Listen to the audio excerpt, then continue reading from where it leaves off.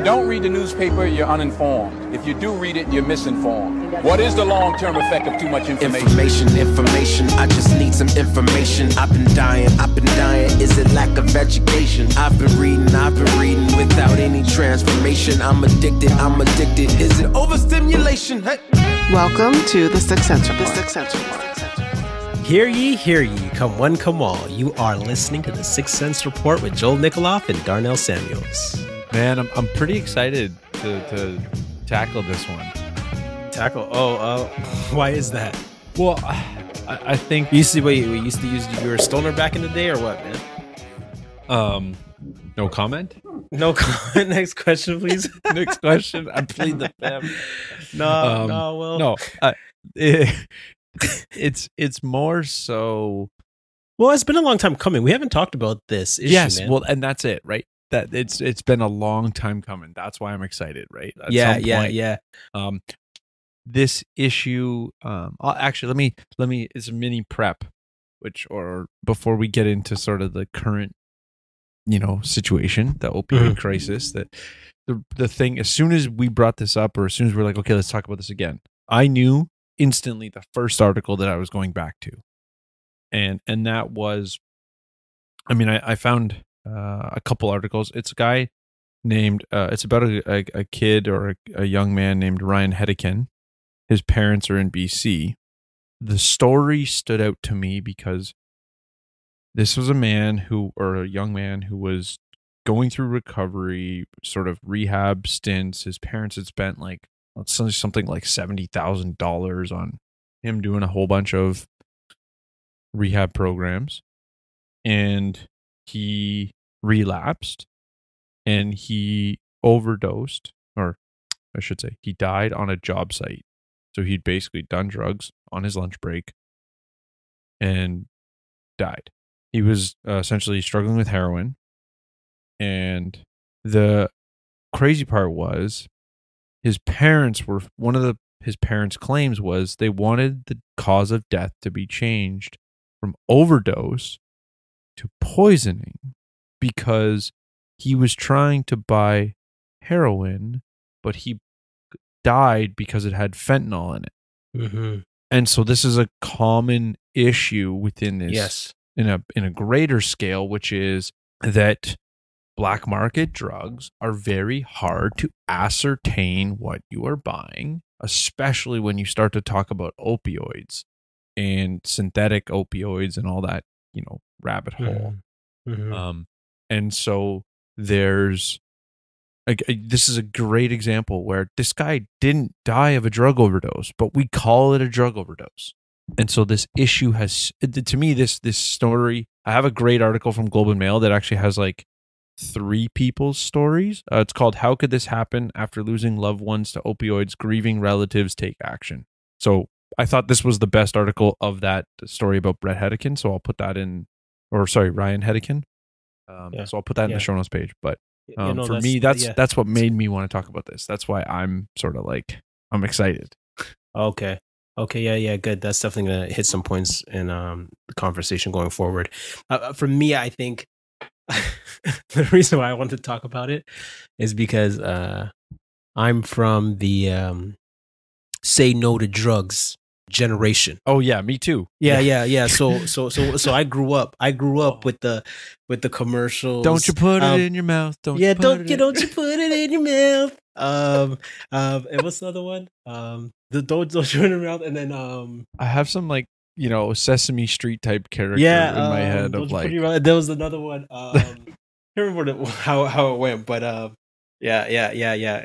A lot of those promo commercials and hey man, hey Joel, why don't you just take a drag of this, man? Everybody else is doing it.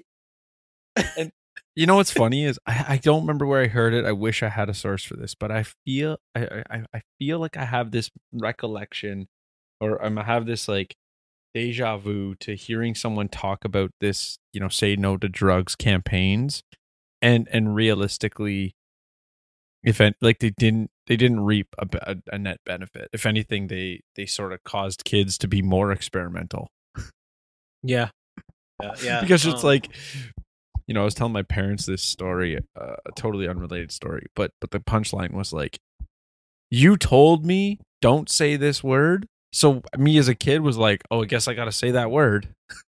Like, that like, just as a kid, a young person, when you don't educate on, the good and the bad of something and you just say don't, like, there's the natural rebellious nature of children is going to be like, well, of course I got to figure out why my parents said no. Right.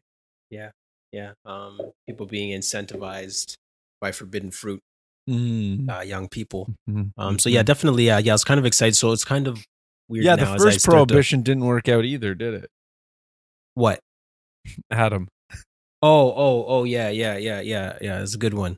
Yeah, no, it's just one of those things where now, as I read more and study more on the issue, I'm realizing that that legalization, decriminalization is a viable option. So it's just weird for me because I grew up that, we shut down drugs. Like Tupac once said, they got a war on poverty. Instead of a war on poverty, they got a war on drugs so the police can bother me. Okay, yeah. That's the whole thing I was thinking. I was like, okay. Well, and let's steel man that sort of position. That position or that argument is that by making it illegal, we're gonna drive up. We're gonna decrease the supply. Which will cause the price to go up, which will cause overall quantity to go down, which therefore will lead to a lower negative consequence of drugs. And I mean, it's a very simplistic argument, and I would suggest that the unintended consequences of prohibition or the cost of the prohibition action is unaccounted for in that assessment. But it is a reasonable argument, or let's call it a reasonable hypothesis, as to why making something illegal could reduce the harms of that particular thing on society or on communities or whatever way you want to word it. Yeah. Well, let's get into drugs, which are good, which are bad. Drugs. Ask your mama, ask your dad. So, Global News released an article. It was November 9th by Sabia Aziz. And basically what they're reporting is that there are growing calls across Canada to decriminalize the possession and use of illicit drugs as the country grapples with an opioid overdose crisis that has killed thousands of Canadians.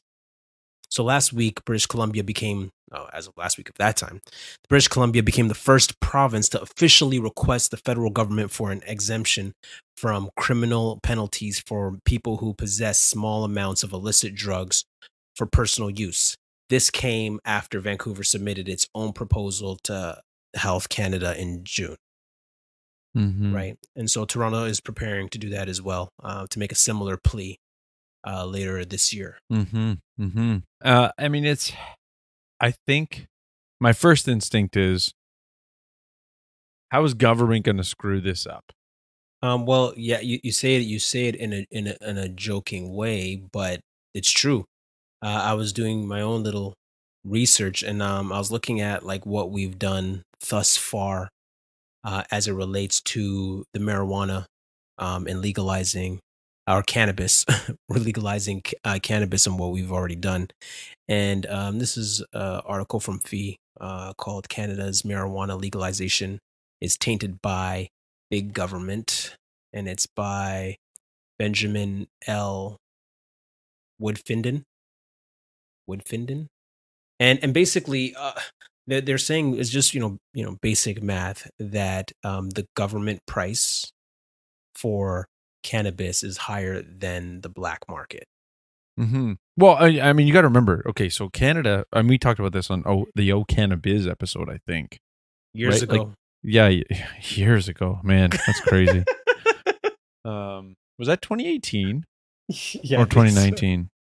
No, I think it was 2018. It was like one of our first episodes, man. Yeah. Well, I think I wasn't sure if it was season 1 or season 2. What's funny is like we say season 1, season 2, but for like the audience, they don't necessarily even know. because it's like, oh, the first 15 episodes is season 1, and whatever. But anyways, the sidebar. But what I was saying on the old Cannabis episode, I think, which I'll say it now more so, is when Canada was rolling out its regulation, the producers had so many regulations, it was insane. And the best example of that was it was insufficient to have all of the entrances and exits of the facility, a production facility, i.e. growing facility. It was insufficient to have the entrance and exits cameraed. You had to have literally the entire square footage of the facility on camera. You were not allowed to have a single dark spot. Now, I think things have been relaxed a little bit now, but this is like, when they were first rolling out this regulation. So that's where this article that you referenced, I think, if I got the same one in front of me, it's 2018. So yeah, it'll probably speak to a lot of the early issues. Some of those things may have changed. Most likely the lobbyists would have got the government to pull back some of the regulations now that the big boys are in, and they can already keep the small fish from entering the market.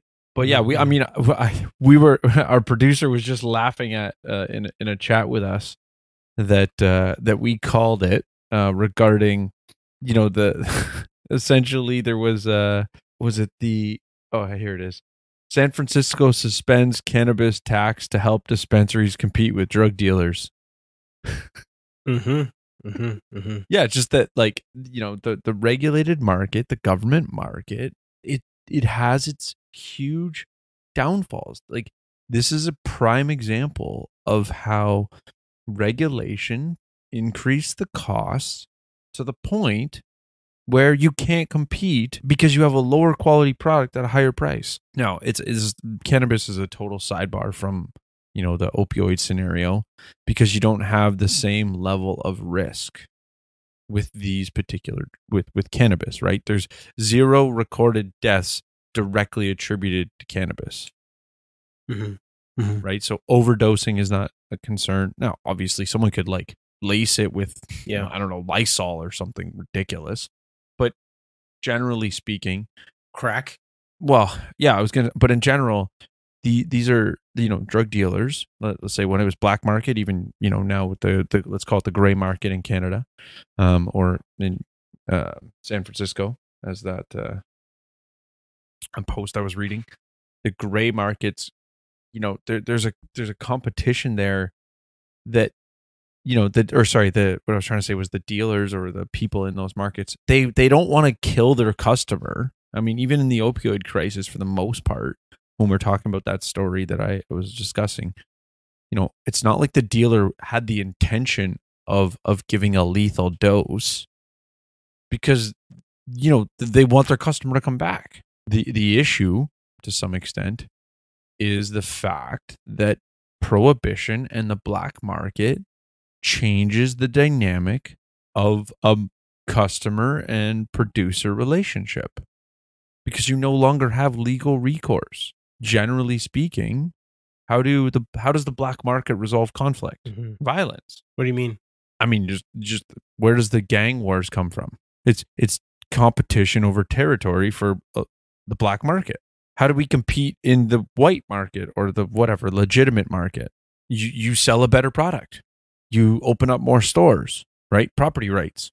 But when you don't have legal recourse to, when you're already in the shadows, this is the thing that, like, this is where I was sort of hinting at earlier when I said the unintended consequence of prohibition. I would argue there's a faulty or a utopian perspective sometimes that prohibition will make it go away.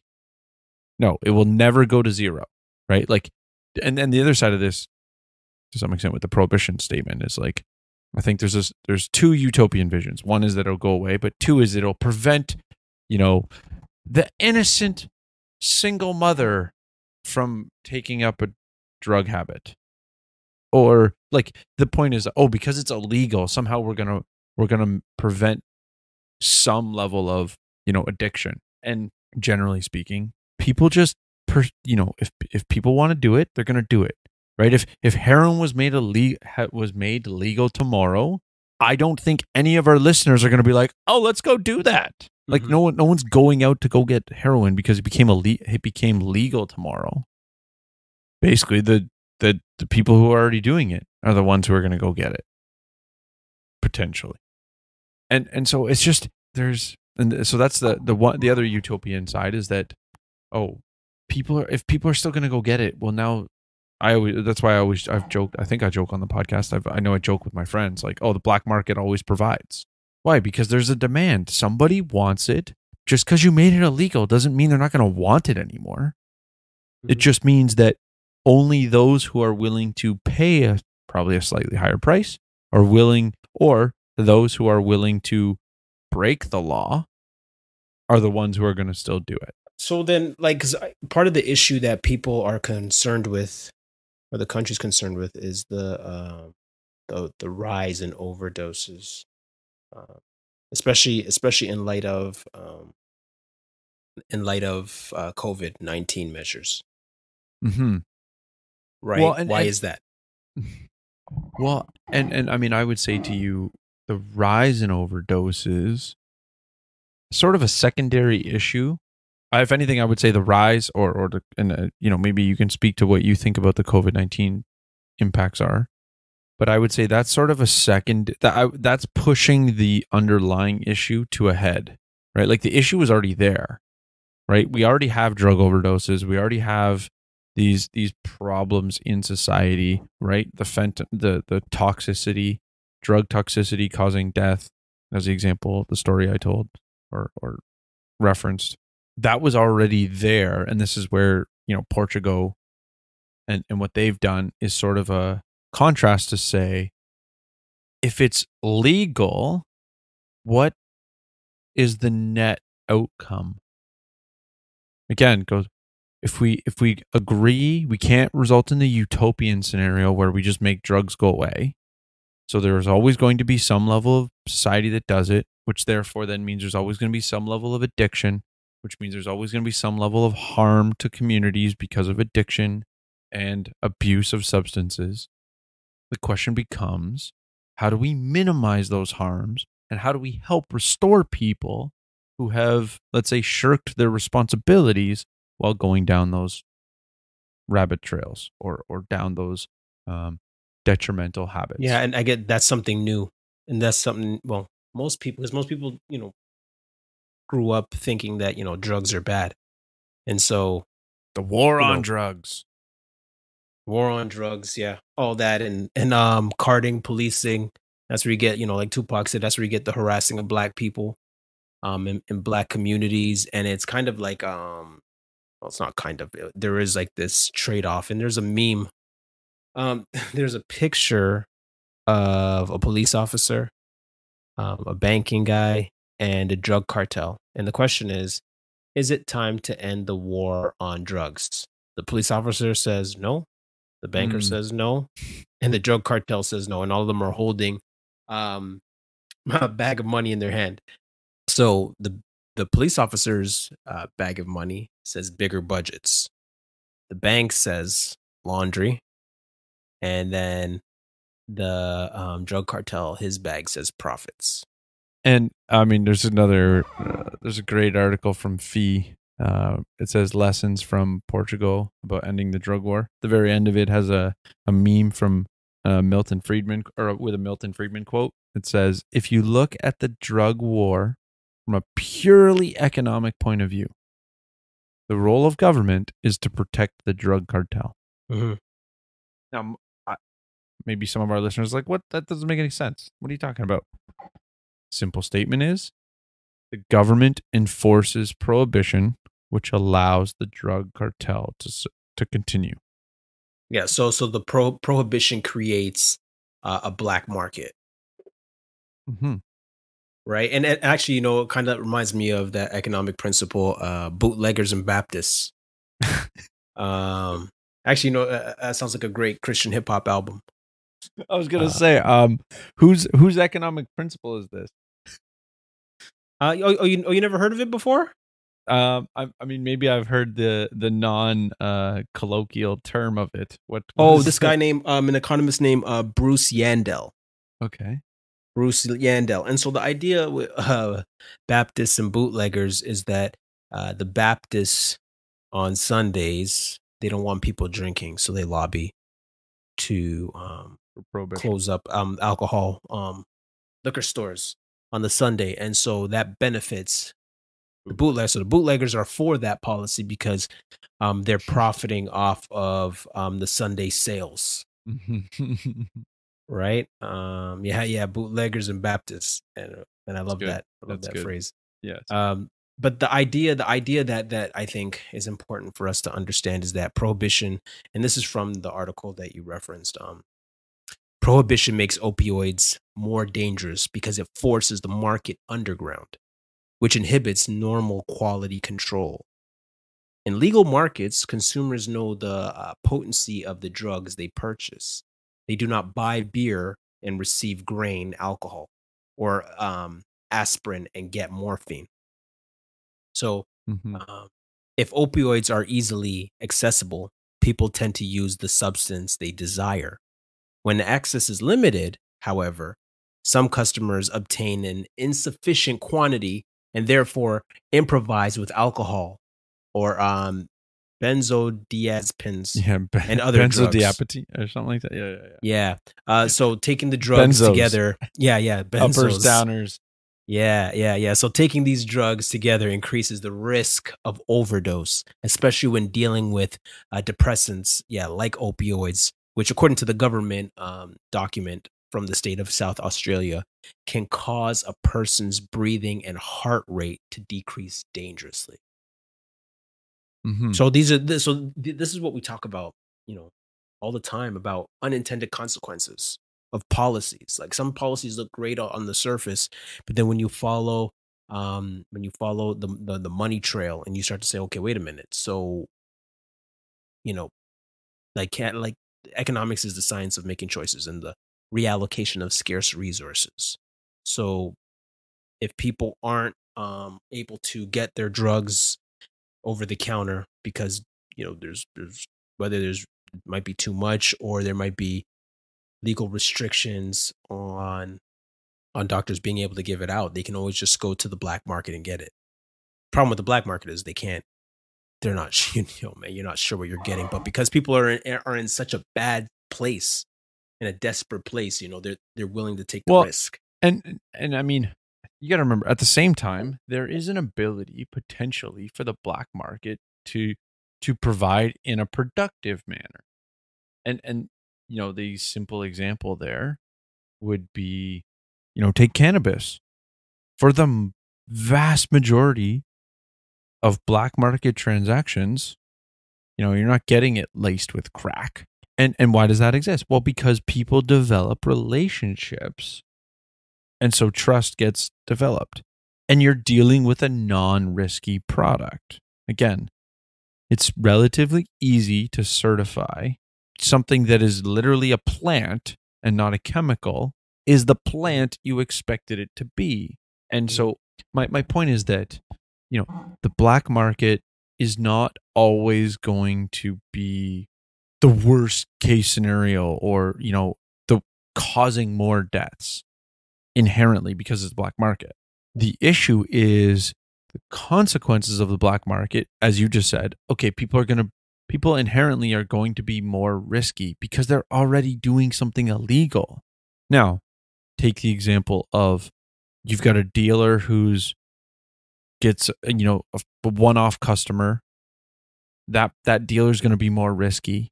The customer is going to be more risky, and you have more scenarios that result in death or bad outcomes. But if I was to contrast it with, as I go back to the cannabis scenario, what's the I'm thinking about from an exploitation perspective. They're going to try to rip me off, right? Oh, weigh it down, make it weigh more so I pay more, right? Like, there's still exploitation, and that's why I was using the cannabis as a great example, where like the exploitation doesn't result in a significant harm. But in the case of opioids, potentially that there's a greater risk that the exploitation of me comes with a synthetic opioid that can kill me because of the issues.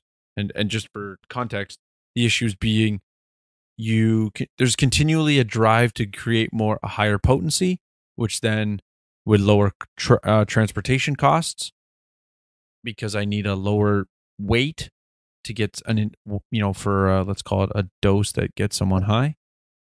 And so now there's also an easier ability to accidentally have a lethal dose because we're dealing in smaller quantities. But the other issue is that with opioids, many times this is where the exploitation comes in. Someone's asking for heroin, but they're not getting heroin and they don't know it. So again, what I said before, it's a really easy to some extent to ascertain that I'm getting a plant, but it's not so easy to ascertain I'm getting a chemical. Yeah, and then me and you both were listening to a podcast from the Toronto Star. It was really good. It was yeah, it was. What was it? The called, podcast called This Matters. Yeah. The opioid crisis. How Toronto's street drug supply is getting more dangerous. And in the show, the guest was Robert Cribb. So basically, Toronto Star investigative reporter and director of the Investigative Journalism Bureau at the University of Toronto. And so they were talking about being able to assess the drugs. So they had people who were dealers and people who were also users, and they basically, like drop off supply. Yes, It was very interesting. That part was probably the most cool. Peculiar, interesting part of the podcast. Yeah, and so they were able to take it to the lab and get the drugs tested, so they at least know what's on the street. And red flags started coming up from the guys who were working on the drugs, and they were like, "Oh, wait, these are laced with all kinds of crazy things." Yeah, there was like carfentanil and fentanyl, and carfentanil is like 100 times more potent than fentanyl or something crazy.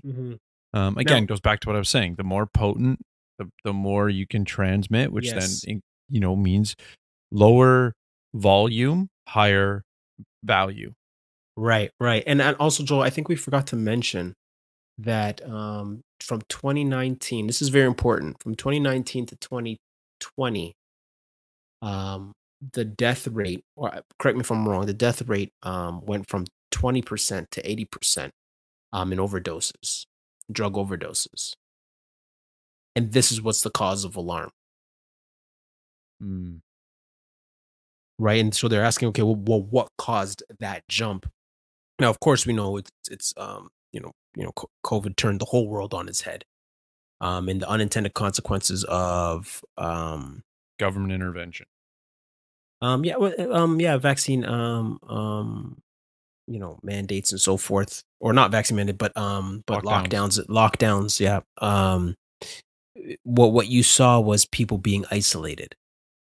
And also clinics, the clinics where people would go in, injection clinics, were hard to get to or get into or closed. Well, yeah, they were locked down, right? And again, this is where, that's why I want to be very, if you listen to This Matters podcast, they'll continually say the pandemic caused,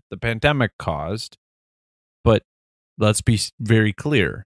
It was the government's response to the pandemic that these are the unintended consequences.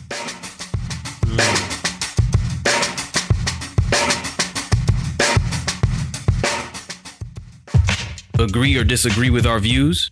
Give us your 2 cents. You can leave your comments on any of our social media platforms or email us at sixcentsreport@gmail.com. 6 cents makes change. 6 cents makes change. 6 cents makes change.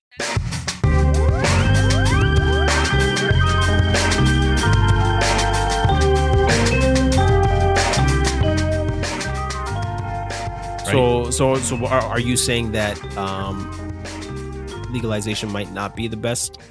Okay, so this is where, and you're right, we sort of forgot to go down this road, but when we first, like, I don't know, 5-10 minutes ago, I said we need to, parse out, there's two issues here. One is the underlying issue that was already there, and that's the whole Portugal as the example, which I'm sure we'll get to.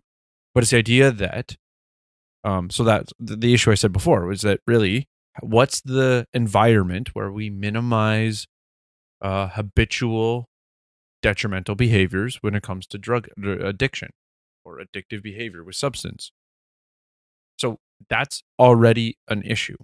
What the pandemic's response and lockdowns did was made that issue more pronounced in society. Mm-hmm. Right? So it's not like this is a new issue.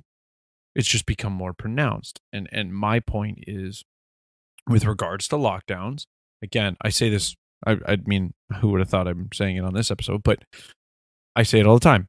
If you have a default position that where lockdowns were necessary, well, then you're just going to say, well, of course, it doesn't matter. We just have to deal with these problems as they come up. But if you recognize that lockdowns were an untested hypothesis to solve the problem, there's no data that proved in the past that this was a effective measure and the cost was worth the benefit. And this is the whole thing. This is one example of a significant cost of the lockdown measure that was, I would argue, not included in the assessment when they said, this is what we should do. Because they took a narrow focus and said, lockdowns, that's it. So we can park that. I know I kind of went on a tirade. I probably went on a tirade about lockdowns before. No. I think that's a good point. I think you hit a because good points. Coming back around, these locations are closed, but I think there's a bigger issue, and you sort of touched it already. It's also now people are probably doing drugs even more so in isolation, and so this is where, arguably the whole injection sites. Where does the value come from? It's that people can do drugs under supervision, that if something bad happens, they don't die. But it's not only in that context. Like, you could be in supervision with your friends who are also doing drugs and potentially still have the ability to get help when something bad happens, right? But in lockdown world, you're with other people even less. So, and this is where, the whole concept of deaths of despair is what a lot of people are saying. We're going to see rises in deaths of despair from lockdowns, from forcing people not to go to work, from whatever, let's call it mechanism you wanted to identify that was going to cause people to have the deaths of despair.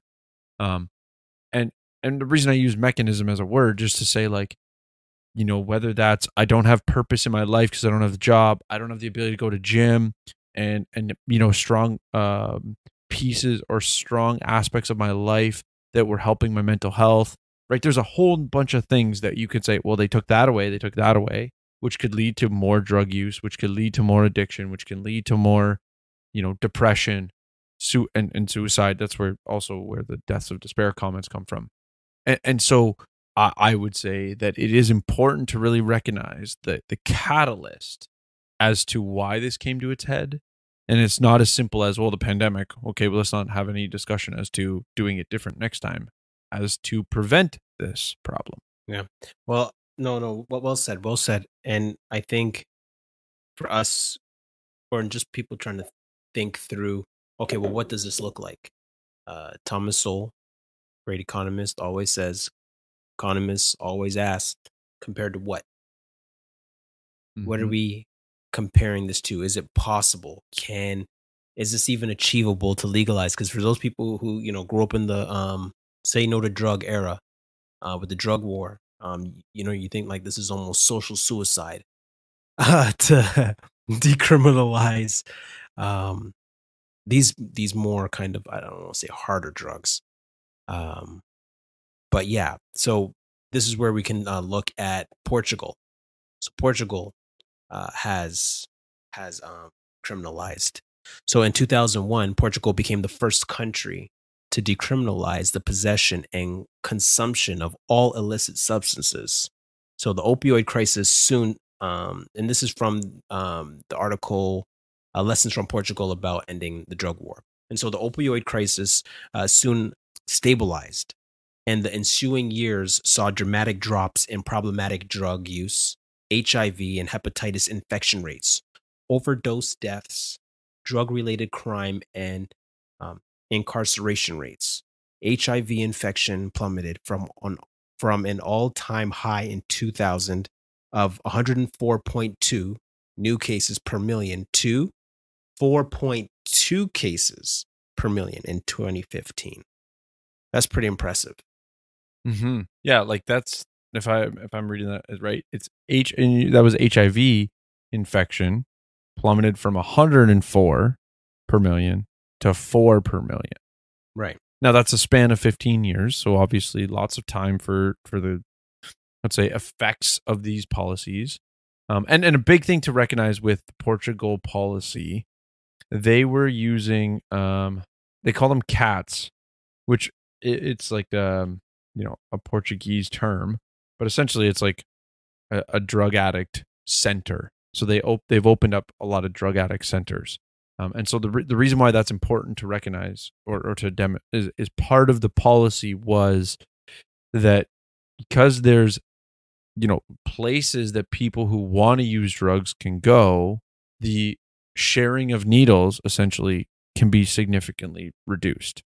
If all you did was just like legalize and nothing, or decriminalize, I should say, potentially, right away, you're not going to reap some of these benefits because, people's habits aren't going to change. You haven't changed the incentive structures, right? The ability to afford these things may not be possible. So that's just simply the HIV cases comes down because the needle sharing and whatnot comes down.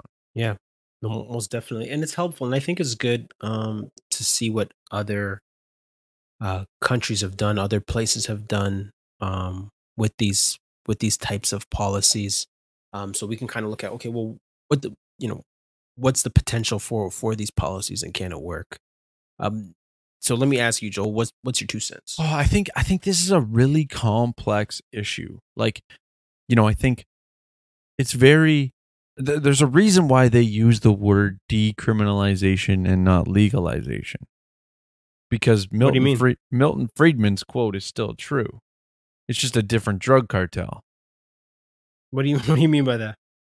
So by decriminalizing, I haven't removed the prohibition on production, right? Look at cannabis in Canada. Mm-hmm. You still got to jump through a mass amount of hoops to become a legitimate producer, right? So I'm making a joke. Yes, that's right. Big Pharma is the drug cartel that the government's protecting. Mm-hmm. Right. So it decriminalized. This is why I'm saying the issue is so messy because, we've noticed Portugal is better or has resulted in, let's say, lower levels of community harm. I'll put another article from The Guardian. Within there, they have it's a really long article if someone wants to read it, but there's a section in there that they talk about, and this might be in the fee article too, because it has lots of quotes. But there's a section in there they talk about this woman who, was worried when they put the drug addicts, center in her neighborhood that it was going to increase crime. But in reality, it decreased crime because she had 3 drug dealers on a street that she didn't know about who packed up and left because the customers all went away. They all went to the clinic where it was essentially, supervision. They probably were getting either free or let's say discounted, right, at a low cost. And that's where, again, go back to, this is a complex issue because if you give away the drugs for free, well, now you've potentially incentivized increased usage, which might incentivize more addiction. But the other side about decriminalization is that you're removing some of the stigma for people who want to get help. They're not having to admit to breaking the law in order to get help. So the other side of this is that, so I the reason why I was focusing on decriminalization. The other side of this is there further, would legalization actually result in even less harms, even less addiction issues? And I don't know that the answer is yes. I mean, my libertarian leanings, my free market leanings would say potentially. Is there a potential that having more competition in the production side of things, a little less big pharma, would result in even less harms? I don't know. But I think it's important for people to recognize there's a reason why we're only decriminalizing and not legalizing. The government still wants their control. They still want their influence. They still want to be able to hand out, contracts to their big pharma buddies so that they can get their kickbacks and their lobbying and their support. And Joel, and I think there's a nuance there, like what we've seen already with what's going on with cannabis and the over regulation of the market. And so the black market is still an option for people, and black market will still probably be an option for the opioids. Yeah, I think there's always going to be, the black market is a good example where if scenarios are hindering, the black market's going to fill the void. Now, I think in the case of decriminalization, what is that? You still can't get, the opioid unless you've got a prescription. And I mean, that's a whole, we didn't even go down that road, and potentially that's a whole nother podcast, because the level of liability within pharma and doctors who are overprescribing opioids and arguably were causing addiction is a part of this conversation too. But that, I would argue, that's where the legalization piece plays a factor, because now someone goes to a doctor, they're trusting the doctor, and the doctor's giving them a prescription out of, deception. Deception's not the right word. They've been lobbied or marketed to by the pharmaceutical firm about how safe and, non-addictive this particular thing is. But if this was more of a free market scenario, if I had the ability to get high on a drug that is addictive and one that's not, am I going to pick the non-addictive one? Assuming they're of equal in every other component, I want to be able to say tomorrow, I don't have to take this. Like, again, this is where the idea that the gatekeeper only allows some drugs on the market, and then, it's got to be prescribed by a doctor, is still going to lead to some level of black market. Because if you want Oxycontin, I think for the most part, it's almost impossible to get in Canada from a doctor. I'm assuming the black market knows how to get it over the border. And so that's where this issue is so deep that it's not as simple as, okay, like decriminalization is good to some extent, and we haven't even got into that conversation of why. I think, for many people, there's sort of this removed nature of the assessment. They don't think about, if it was their family member who was an addict, how would I want to solve the problem? And what I mean by that is, like, if I was trying to help my family member who was addicted, locking them in a cage and giving them a criminal record for the rest of their life is not what I would be pushing for in order to help them. Again, another reason why prohibition has unintended consequences. You potentially set someone up to a life of crime because you've deemed them a criminal through their criminal record, and now they can no longer provide for themselves. So that whether that's stealing, whatever it is that they do to get by, because you've now removed them from their regular access to the world, let's call it, or the ability to work. Now, obviously, if they're such a bad drug addict, they might have also removed themselves from there. I'm not, I don't want to pretend like there aren't also people who do that to themselves, of course. but it's so, I think, especially within the Christian realm, there's this, well, it's immoral. I'm okay with punishing people. And I mean, if you look at, it's funny, coming back from Ezra Institute, one of the things that was mentioned about God's law was part of the purpose of the punishment, especially when you talk about murder, rape. I was going to say, things towards children in general, essentially, exploiting people when you have that extra position of power, whether it be a doctor with a patient, child, adult. The law was there. The level of punishment was to demonstrate the value of, in the case of the examples I laid out, the value of the life that you've harmed. And so, it coming back to this, how do we apply that to say, okay, what would God's law say is the appropriate punishment for someone who's, whether it's, let's say, partaking in recreational drugs, and then further being addicted to recreational drugs?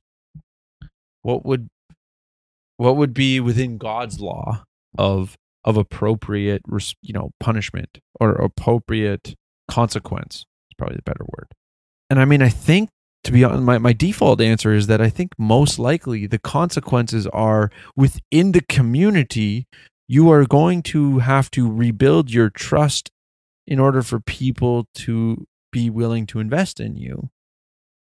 Because potentially, no, obviously, if, let's say, just for simplicity, if your recreational drug use looked also like the guy who recreationally drinks, 5 beers, the level of community impact is relatively minimal. So what I don't know that there's a community impact, but obviously if you're a drug addict, you've, stopped providing for your kids because you stopped going to work, the community is going to have significant sort of hindrance on you, such that you would have to rebuild your trust or rebuild the relationships in order for you to continue to participate in the community. Now, that's not God's law. But my point is that there are natural consequences already that would occur in your community. And, from a God's law perspective, I don't know how this is anything more than a sin that the wages of sin is death. We know how that works, repentance and all. I'm forgiven, that salvation relationship. So yeah, I think that's why I go down that road, because I think for so many Christians, and I would say I was there, growing up as a 12-year-old, you grew up in the church.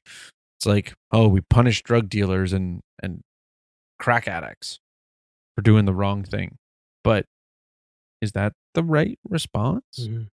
So yeah, I mean, I know I went on a bit of tirade there, totally, even though we're at the 2 cents and part of our conversation, I sort of brought in some new stuff. But yeah, what's your 2 cents on this? Where do you think it's nuanced, or where do you think people need to think about it differently? Yeah, I can tell you're definitely passionate about this issue, and it shows. So, so that's good. That's good. Sometimes it's good to, expound on your thoughts and bring clarity to the issue.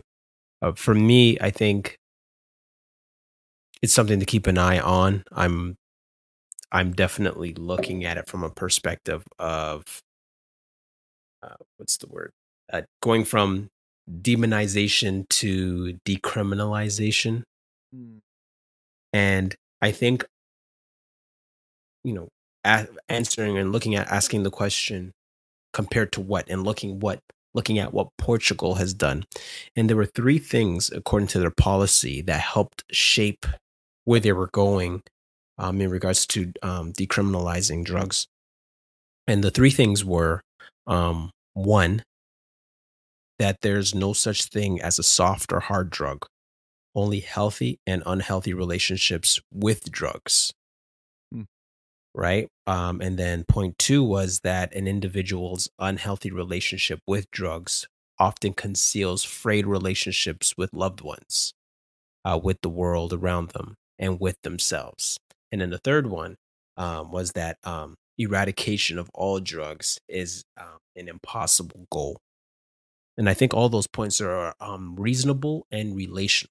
And I think it comes back to the point that we talked about in previous episodes about the principle of subsidiarity, that social change is a grassroots work, a bottom-up work, instead of a top-down work, looking at it from, okay, well, the government's the one who's going to change everything from the top down. So subsidiarity is a Catholic concept and Christian concept, and it focuses on the core institution of society, which is the family, friends, trying to keep those things healthy. Yes, not everybody has, a healthy family situation, but this is where friends come in. And so it's definitely going to take community work, but Portugal has shown us that it's possible. So there is hope, and I'll be definitely keeping an eye on that. That's my 2 cents. No, that's good. Yeah, and when you say, I like that it sounds like I'm passionate about it. I think for me, we didn't really use the terminology, or maybe you did early, the idea of victimless crimes, right? And sort of what I said about if it was within your family, right? Is calling that person or classifying that person as a criminal the way to go? And the reason I bring that up is that, when we start talking about justice, social justice, police brutality, all those things, if something isn't illegal, how much do we remove the opportunity for these injustices to occur? Right? Like you mentioned carding early on, right? Well, if I don't have the ability to check you for drugs, can't pull you over and pat you down. Mm-hmm. Mm-hmm. So, and that's, to me, when we talk about, reforming the police, when we talk, so much of this is, I think there's a question a lot of people don't ask, but I think is worth asking. Is this idea or principle worth enforcing at the end of a gun? And I think, the opioid crisis is giving a different reason to get to the same question. And that's, something I like about it. But it also drives me back to, okay, now let's ask that question on another scale, right? Like, for me, this is a gateway. This is the gateway drug into why are we allowing, the monopoly on force to dictate how this other thing occurs and this other thing occurs, when we see in this context how the monopoly on force as a means to regulate this industry is failing miserably. Yeah. That's good. That's good. Well, what do you guys think? Do you guys think that drugs should be criminalized? Did you learn something new from this? Did you grow up in the say no to drugs, don't put it in your mouth era? Did we miss something? Did we, is there a dimension to this that, we haven't thought through? I'll definitely have a bunch of stuff in the show notes page. A couple podcast episodes, some good stuff from the Mises Institute. There's a talk by Mark Thornton about how it's called How We Won the Drug War, but he's like, it's actually how we're winning the drug war. And that's really as a pushback to the actual drug war itself. So yeah, hopefully we've given the listener a way to think about things differently. Mm-hmm, mm-hmm. Yeah, definitely. And that there's hope in light of, some of the confusion that we're seeing, and that these principles still carry over to other things. Mm-hmm. Right? So again, please give us a review, whatever podcast catcher you're listening to. 5 stars. Say something nice. Maybe even a little criticism is all right. Yeah, we would prefer those by email as opposed to in the public. But hey, we're not gonna, beggars can't be choosers. But yeah, email us 6centsreport@gmail.com. Give us your 2 cents. 6 cents makes change. But you heard me? Does that make sense? Madden and Mitchell Media.